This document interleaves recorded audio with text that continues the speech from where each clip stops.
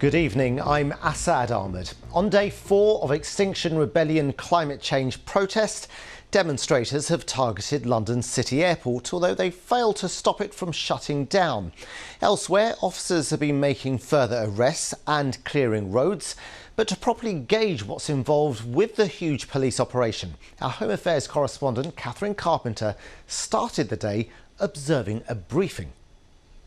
Westminster Bridge is open, Lambeth Bridge, Vauxhall and Waterloo. The senior team in charge of policing today's Extinction Rebellion protests, sharing intelligence and making plans for the day ahead. If we need to do anything with the Trafalgar Square road block, which they have put in, we've got the resilience to do that. Superintendent Louise Puddifoot is the Bronze Commander, while others coordinate the operation from the Met's Lambeth headquarters. Well, we're just going to go and have a quick look at St James's Park. Her job is to oversee the policing on the ground. First stop, St James's Park.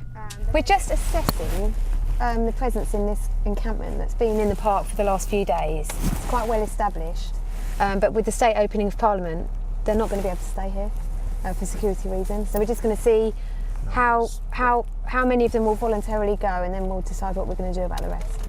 So what's this one? Is this camping as well?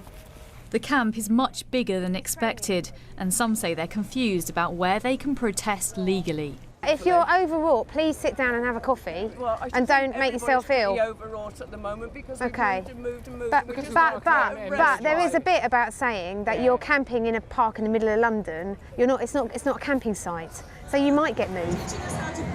Trafalgar Square is where they can gather under the conditions of a Section 14 order, but not on the road.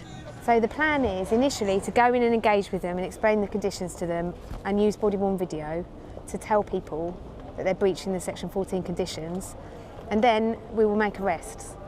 The decision has now been made to try and clear the roads around Trafalgar Square, including this hearse behind me. There are a number of people locked onto it and locked inside it. There's currently a police cordon around it. Over here there are lines of police. They're waiting in reserve to help out with any arrests that are needed. And also in this green structure behind me there are 2 women locked inside. There are officers checking on their welfare and trying to work out how to get them out.